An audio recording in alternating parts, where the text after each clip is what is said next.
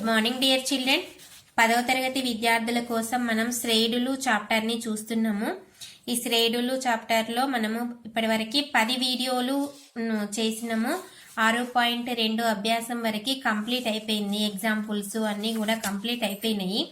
ఇక్కడ వరకు మనం నేర్చుకున్న ఫార్ములా ఏంటిది, అంకశ్రేణి యొక్క సామాన్య రూపం గురించి నేర్చుకున్నాము.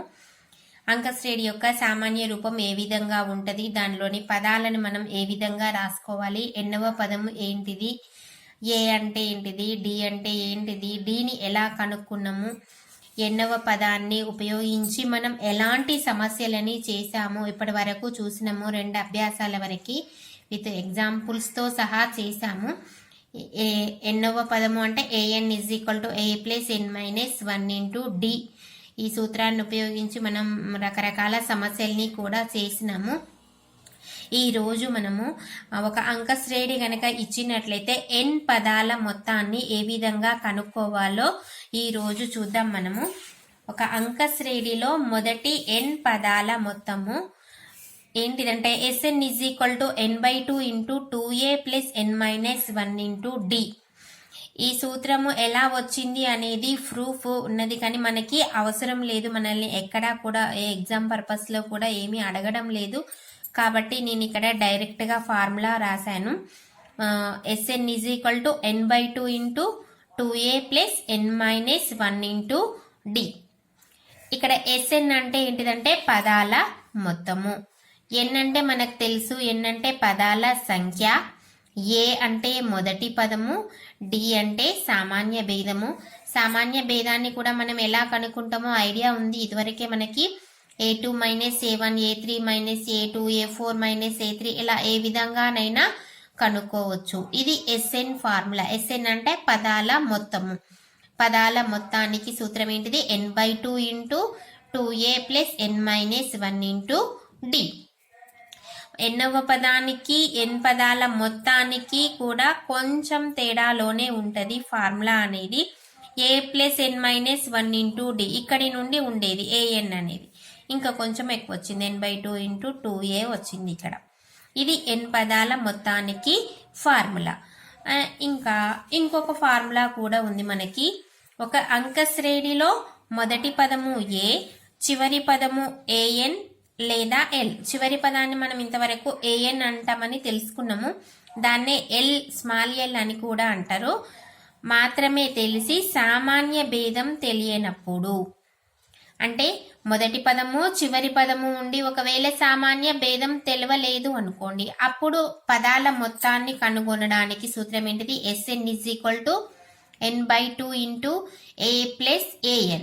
d తెలియనప్పుడు, సామాన్య భేదము d తెలియనప్పుడు n/2 × a + an గా రాసుకోవచ్చు, లేదా Sn = n/2 × a + l గా కూడా రాసుకోవచ్చు. ఇందాకనే అనుకున్నాం మనం an అన్నా l అన్నా ఒకటే అని. ఇందులో కూడా సేమ్. Sn అంటే ఏంటిది, పదాల మొత్తము, n అంటే పదాల సంఖ్య, a అంటే మొదటి పదము, an లేదా l అంటే ఏంటిది, చివరి పదము. ఈ సూత్రాన్ని మనం ఎక్కడ ఉపయోగిస్తాం అనుకున్నాం, డి సామాన్య భేదము తెలియనప్పుడు ఈ రెండిట్లలో ఏదో ఒక సూత్రాన్ని ఉపయోగిస్తాం.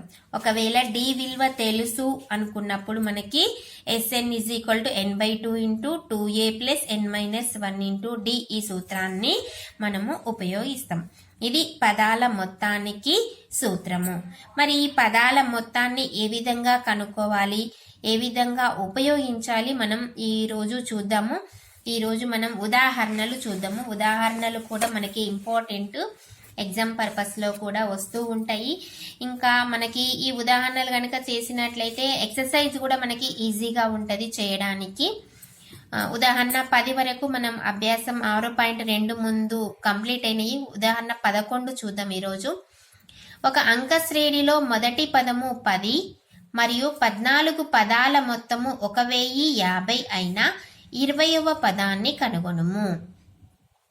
ఇక్కడ మనకి సమస్యను చదువుకొని మనం ఇక్కడ ఏమి ఇచ్చిండో మొదలు రాసుకుందాము. మొదటి పదము 10. మొదటి పదము అంటే ఏంటిది మనకు తెలుసు, a = 10 ఇచ్చిండు. ఇంకేమిచ్చిండు, 14 పదాల మొత్తము. 14 పదాలు, పదాల సంఖ్య అంటే ఎన్. ఎన్ ఈజ్ ఈక్వల్ టు ఎంత ఉంది? 14. 14 పదాల మొత్తము అంటే ఏంటిది? ఎస్ కదా, ఎస్ఎన్. కానీ ఎన్ ఈజ్ ఈక్వల్ టు ఎంత? 14 కదా, అంటే S14 ఈజ్ ఈక్వల్ టు ఎంత? 1050. అయిన 20వ పదాన్ని కనుగొనండి. ఏం కనుక్కోవాలి? 20వ పదము A20 కనుక్కోవాలి. మరి A20ని ఎలా రాసుకోవచ్చు మనం? A+19D. మరి మనకి ఇక్కడ ఏ ఉంది, కానీ ఏం రావాలి? డి రావాలి. డి రావాలి అంటే ఏం చేయాలి? వీటిని ఉపయోగించుకొని మనము డి విలువని ఫస్ట్ కనుక్కోవాలి. కనుక్కొని A20లో అప్లై చేస్తే మనకు 20వ పదము వస్తుంది. సో మరి ఎస్ పదాల మొత్తం ఇచ్చిండు కాబట్టి మొత్తానికి మనం ఫార్ములా రాసుకుందాం. SN is equal to N/2 into 2A plus N-1 into d. ఇది మనకి పదాల మొత్తానికి ఫార్ములా. ఇందులో మనకున్న విలువల్ని అప్లై చేసి డి విలువని కనుక్కుందాము.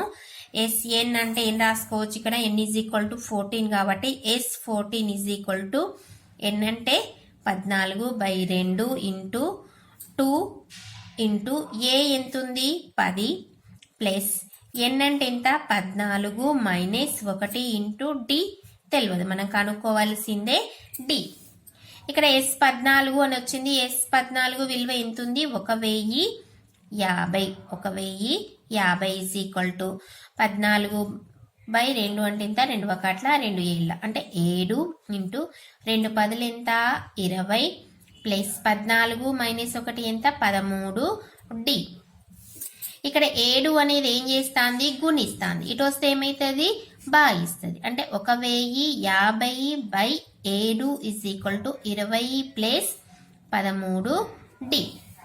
మరి 1050లో 7 ఎక్కం పోతుందా అంటే చూద్దాం, ట్రై చేద్దాం మనం. 7 1 7, 10లో 7 పోతే ఎన్ని ఉంటాయి? 3 ఉంటుంది. 35. 7 5ల 35, 7 0 0, 7 1 7. ఎంత వచ్చింది మనకి?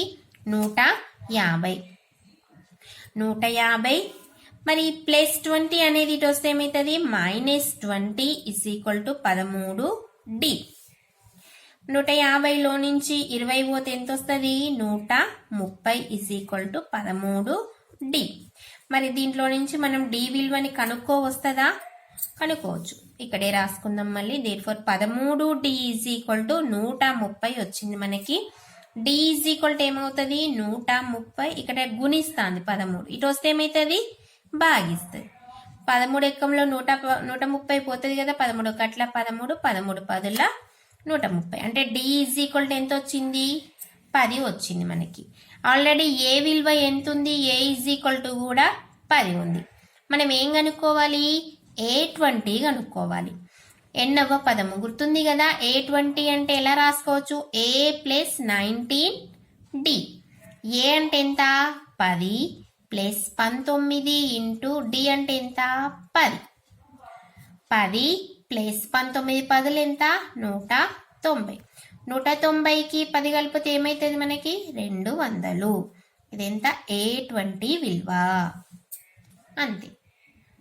మనకి డి A20 అంటే ఏం కనుక్కోవాలి? A+19D. దానికోసం డి కావాలి కాబట్టి మనము పదాల మొత్తానికి ఫార్ములా వేసుకొని డి విలువని కనుక్కొని మనం దీంట్లో చేసిన మనకి A20వ పదం విలువ ఎంత వచ్చింది మనకి? 200. అదేవిధంగా ఇంకొక ఉదాహరణ చూద్దాం మనం. ఉదాహరణ 12. 24, 21, 18 సోఆన్ అంక శ్రేణిలో ఎన్ని పదాల మొత్తము 78 అవుతుంది? ఇక్కడ అంక శ్రేణి ఇచ్చిండు మనకి. ఏంటిది? అంక శ్రేణి రాసుకుందాం. ఇక్కడ అంక శ్రేణి ఏమిచ్చిండు?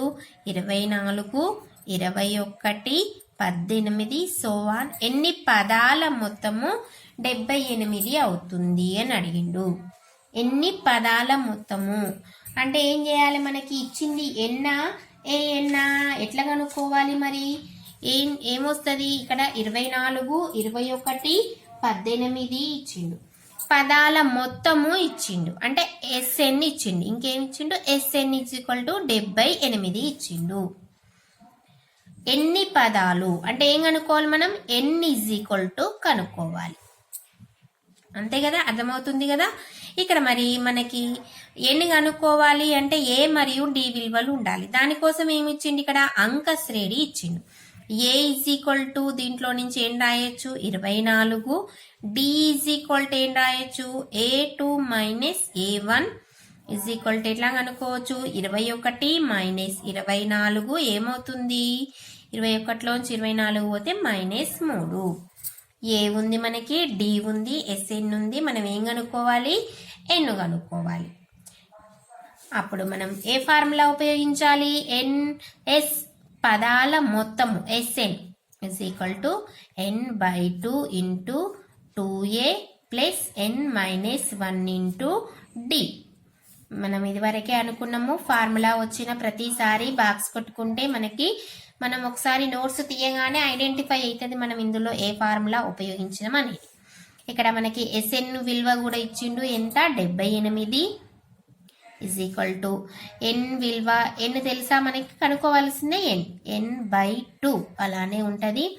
2 ఇంటూ ఏ ఎంత ఉంది 24 ప్లస్ ఎన్ తెలియదు n-1 ఇంటూ డి ఎంత ఉంది -3. ఎప్పుడు కానీ మైనస్ వచ్చినా మనం ఏం పెట్టుకోవాలి, బ్రాకెట్లో పెట్టుకోవాలి ఆ నెంబర్ని. ఇక్కడ 2 అనేది ఏం చేస్తుంది, భాగిస్తుంది. అటుపోతే ఏమవుతుంది, గుణిస్తుంది.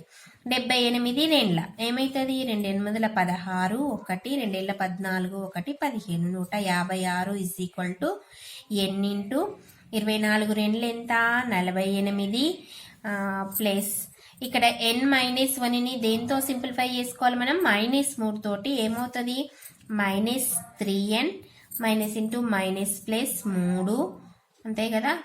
ఇంకా మనం ఏం చేసుకోవచ్చు 156, దీన్ని అంతా సింప్లిఫై చేసుకుందాం. ఏమవుతుంది 48 n తోటి ఇంటూ చేసుకోవాలి కదా, 48n plus into minus 3n into n 3n² plus into plus 3 into n ఏమవుతుంది 3n అవుతుంది, అంతే కదా. ఇప్పుడు మనకి ఏంటిది, దీన్ని చూస్తే ఒక వర్గ సమీకరణం వచ్చేలాగా అనిపిస్తుంది మనకి. వీటిని అన్నిటిని ఏం చేద్దాం, ఇటువైపు తీసుకొద్దాం.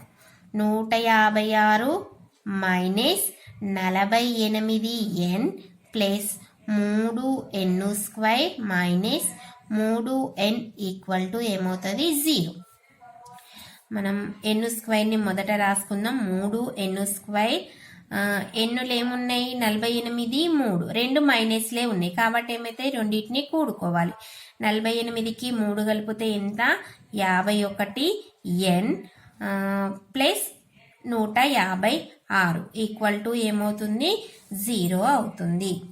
మరి ఇక్కడ మనకి ఇందులో ఏమైనా కామన్ తీయొచ్చేటట్టుందా, 3 ఎక్కంలో 3 ఎక్కం పోతుంది, 3 కామన్ తీద్దాం. n² minus 3 17 51, 3 5 15, 3 2 6 equal to 0. ఇక్కడ 3 ఇక్కడ గుణిస్తుంది, ఇటు వస్తే ఏమవుతుంది భాగిస్తుంది. 0/something అంటే 0నే వస్తుంది. అంటే మనకి ఒక వర్గ సమీకరణం ఎన్నులో వచ్చింది. n² minus 17n plus 52 equal to 0. ఇప్పుడు మనం ఏం కనుక్కోవాలి, ఈ వర్గ సమీకరణాన్ని కారణాంక విభజన చేయడం ద్వారా మనము n విలువని కనుక్కోవాలి. అంటే 52కి కారణాంకాలు కనుక్కోవాలి మనము. 52కి కారణాంకాలు ఏ వస్తాయి మనకి 13 4 52. 13కి 4 కలిపితే ఏమవుతుంది 17 వస్తుంది. సో ఆ కారణాంకాన్ని తీసుకుందాం మనం. n² minus 13n minus 4n. 13 4 52, 13కి 4 కలిపితే 17 ప్లస్ 52 ఈక్వల్ టు 0. ఈ రెండిట్లో కామన్ తీద్దాం. n కామన్ తీస్తే ఏమవుతుంది n-13. ఇక్కడ -4 కామన్ తీస్తే n-13 ఈక్వల్ టు 0. మళ్ళీ రెండిట్లో n-13 కామన్ తీస్తే ఏం మిగులుతుంది n-4 ఈక్వల్ టు 0. మరి దీంట్లో నుంచి మనం ఏం రాసుకోవచ్చు n-13 ఈక్వల్ టు 0, అదేవిధంగా n-4 equal to 0. So therefore n విలువ ఏమవుతుంది -13 అటుపోతే +13 లేదా +4. n అనేది 2 విలువలు వస్తే మనకి 13 లేదా 4 ఏదైనా కావచ్చు n విలువలలో మనకి. అర్థమైంది కదా పిల్లలు. నెక్స్ట్ మనం ఇంకొక ఉదాహరణ చూద్దాం. క్రింది వాణి మొత్తాలని కనుగొనండి. క్రింది వాణి మొత్తాలు ఏంటిది? ఇందులో రెండు సమస్యలు ఉన్నాయి. మొదటి 1000 సహజ సంఖ్యలు. ఎస్ అనేది ఏంటిది? మొదటి 1000 సహజ సంఖ్యలు. సహజ సంఖ్యలు అంటే ఎక్కడి నుండి స్టార్ట్ అవుతాయి? మనకి 1 నుండి స్టార్ట్ అవుతాయి. కాబట్టి ఏం చేద్దాం? దీన్ని 1 + 2 + 3 + సో ఆన్ ఎక్కడి వరకు ఉన్నాయి? 1000 వరకు ఉన్నాయి. ఈ మొత్తాన్ని కనుగొనాలి. మనకి ఇక్కడ అంక శ్రేణి ఇయ్యలేదు, పదాల మొత్తము ఇచ్చిండు. 1 + 2 + 3 + సో ఆన్ 1000 పదాల మొత్తము. అంటే ఇందులో మనకి మొదటి పదము తెలుసు, చివరి పదము తెలుసు. డి అనేది తెలియదు. మొదటి పదము చివరి పదము తెలిసినప్పుడు మనకి SN = ఫార్ములా ఉంది కదా. ఏంటిది? n/2 × a + an. ఇది ఈ ఫార్ములాను ఉపయోగించి మనం కనుక్కుందాం. మరి ఇక్కడ n = ఎంత? మనకి n = 1000 పదాలు. a = ఎంత? 1. an అంటే చివరి పదము కదా. చివరి పదం ఎంత ఉంది? 1000. SN అంటే S1000 పదాలు = n అంటే ఎంత? 1000/2 × a అంటే మొదటి పదము 1 + an అంటే ఎంత? 1000. 1000/2 ఏమవుతుంది? 500 అవుతుంది. ఇంటూ 1000కి 1 కలిపితే 1001. 1001ని మనం 500తో గుణించుకోవాలి కదా. ఫస్ట్ 5తో గుణిస్తాం. ఏమవుతుంది? 5005 అవుతుంది. ఇంకెన్ని సున్నాలు ఉన్నాయి? 2 సున్నాలకి 2 సున్నాలు పెడతాం. ఇదేంటిది? S1000 అంటే 1000 పదాల మొత్తము. ఎంత వచ్చింది మనకి? 1 10 100 1000 10,000 లక్ష 5,00,500. ఇది. అదేవిధంగా మొదటి n ధన సహజ సంఖ్యల మొత్తాన్ని కనుగొనండి. సో ఇక్కడ ఇందాకనేమో 1000 అని ఇచ్చిండు, ఇక్కడేమో n అని ఇచ్చిండు. అంటే చివరి పదం ఏం పెట్టుకోవాలి? మనం n పెట్టుకోవాలి. 1 + 2 + 3 + సో ఆన్ చివరి పదం ఏంటిది? n. అంటే ఇక్కడ a = 1, చివరి పదము an కదా. an = ఎంత? n అంతే కదా. an అన్నా l అన్నా అంతే వస్తుంది. ఇప్పుడు ఫార్ములాలో అప్లై చేద్దాం. SN = n/2 × a + an. ఇది మొదటి పదము, చివరి పదము. ఇక్కడ n అంటే పదాల సంఖ్య కదా. పదాల సంఖ్య n = n ఇచ్చిండు అన్నట్టు. దిస్ = n అంటే n, n/2 × a అంటే ఎంత? 1, an అంటే ఎంత? n. ఇది మనకి ఇదివరకు తెలిసిన సూత్రమే. మనం ఇప్పుడు రాబట్టుకున్నాము ప్రూఫ్ ద్వారా. దీన్ని ఎలా రాసుకోవచ్చు? సింప్లిఫై. SN = n × n + 1/2. మొదటి n ధన సహజ సంఖ్యల మొత్తానికి ఫార్ములా. ఇది కూడా ఒక ఫార్ములానే మనకి. SN = n × n + 1/2. ఇప్పుడు మనం ఉదాహరణ 4 చూద్దాము.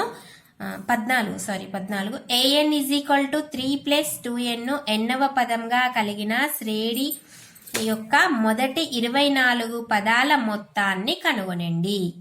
ఇక్కడ an ఇచ్చిండు. an అంటే ఏంటిది? అంక శ్రేణి ఇచ్చిండు. 3 + 2n అని ఇచ్చిండు. ఎన్నవ పదంగా కలిగిన శ్రేణి ఇచ్చిండు. అయితే 24 పదాల మొత్తాన్ని కనుక్కోమన్నాడు. అంటే మనం ఏం చేయాలి? దీని నుంచి అంక శ్రేణిని కనుక్కోవాలి. కాబట్టి ఇక్కడ మనం ఏం చేద్దాం? n = 1 2 3 సో ఆన్ విలువల్ని అప్లై చేద్దాం. n విలువని అప్లై చేద్దాం. అప్పుడు ఏమవుతుంది? a1 a2 a3 so on వస్తుంది మనకి. అంటే అంక శ్రేణి వస్తుంది. దాని నుంచి మనం ఏం చేయొచ్చు? 24 పదాల మొత్తాన్ని కనుక్కోవచ్చు.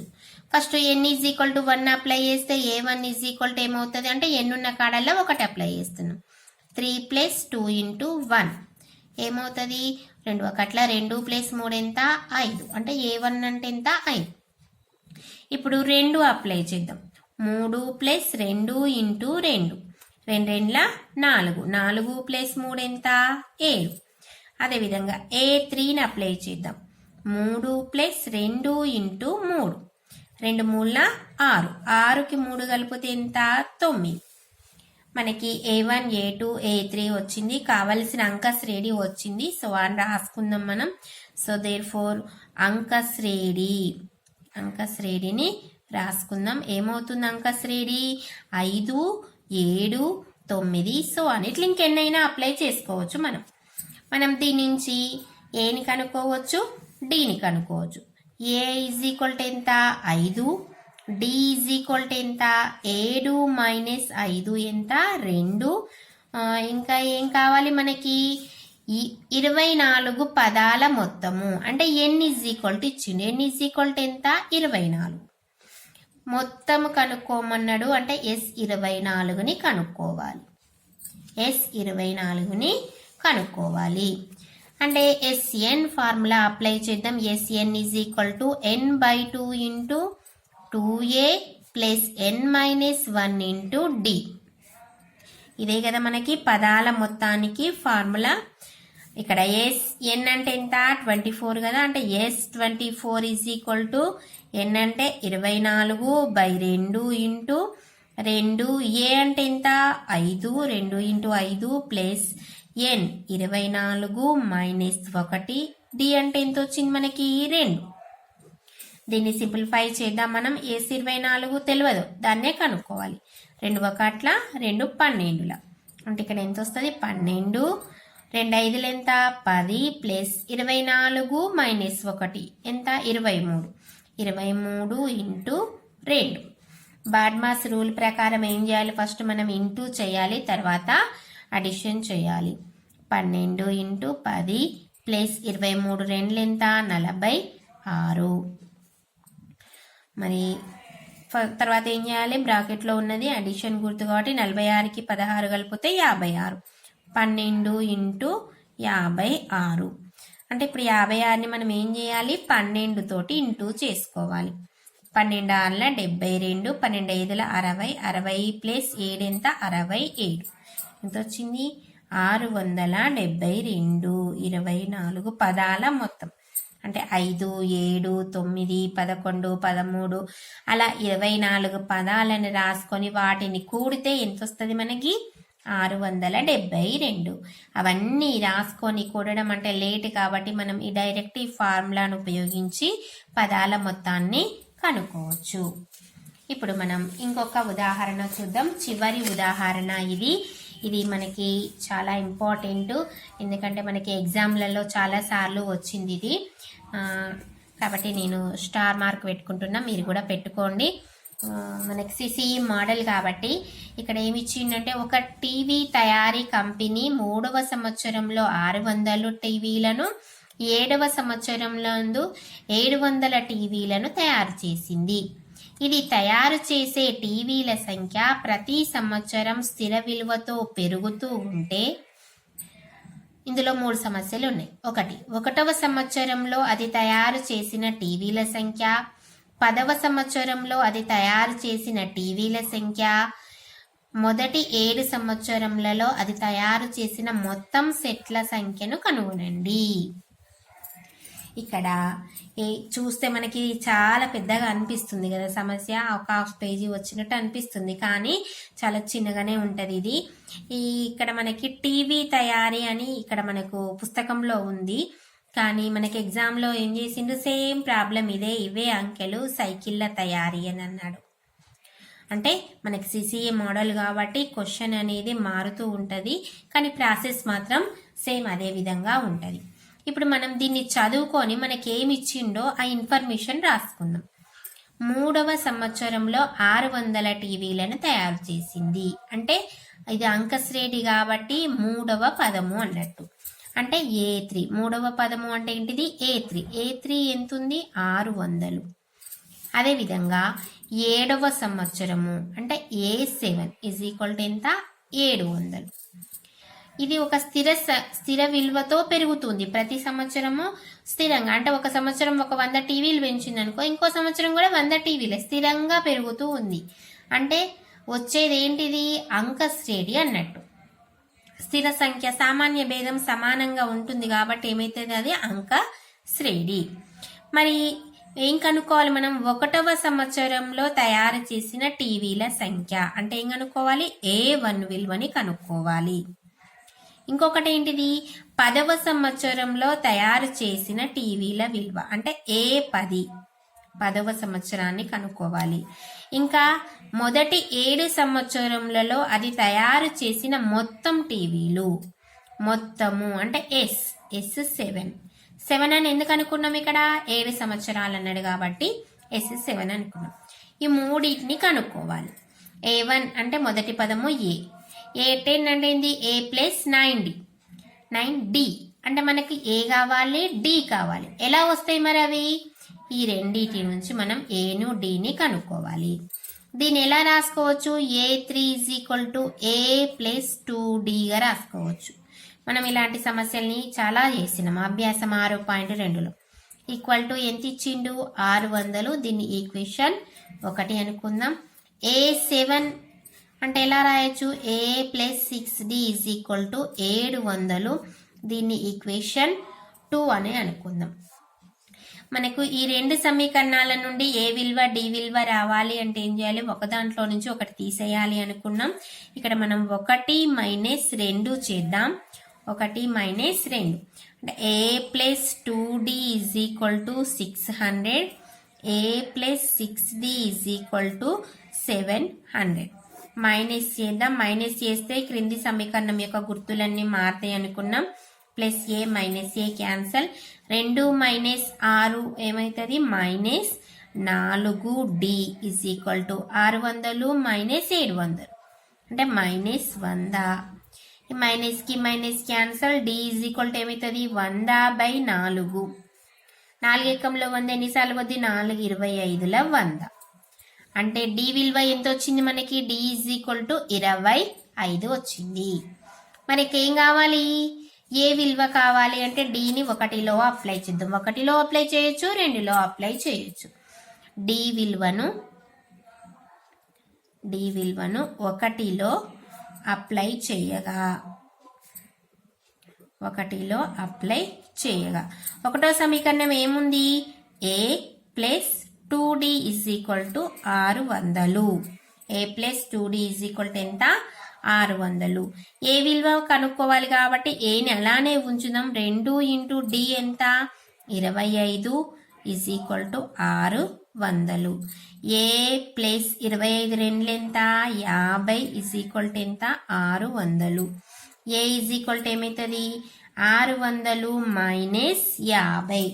600లో నుంచి 50 పోతే ఏమొస్తుంది మనకి? 550 అంటే ఏ విలువ వచ్చేసింది? A 550. అదేవిధంగా D ఎంత? మనకి ఎంత వచ్చింది? 25 వచ్చింది. ఇందులో మనకి 3 క్వశ్చన్లు ఉన్నాయి. ఏంటిది? A1, A10, S7. A1 అంటే ఏంటిది? A1 A ఎంత? 550. అంటే మొదటి సంవత్సరం ఎన్ని టీవీలను తయారు చేస్తుంది? అది 550 టీవీలను తయారు చేస్తుంది. అదేవిధంగా 10వ సంవత్సరం అంటే A10, A+9D.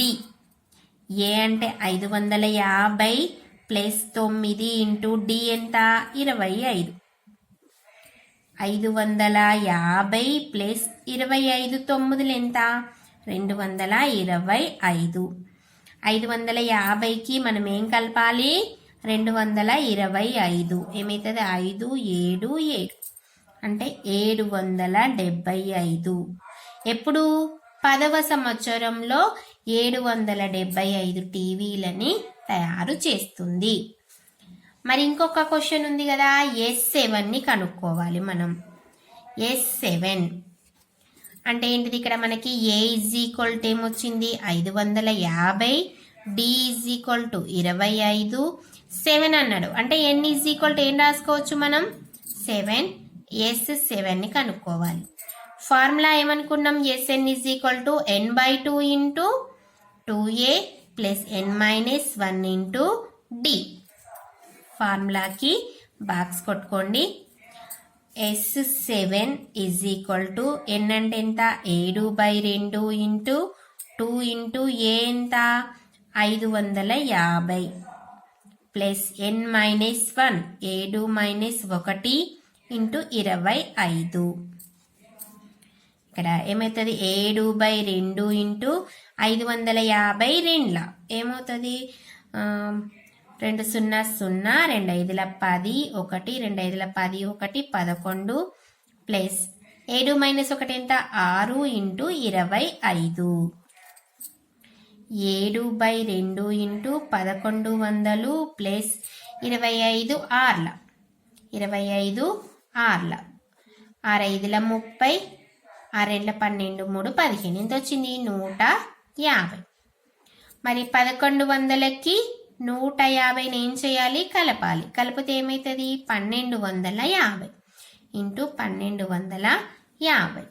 ఇప్పుడు మరి 2 ఎకంలో కట్ అవుతుందా ఈవెన్ నెంబర్ ఉంది కాబట్టి కట్ అవుతుంది. 2 1 2 2 6 12 2 2 4 10 2 5 10 ఏం మిగిలింది 7 ఇంటూ 625.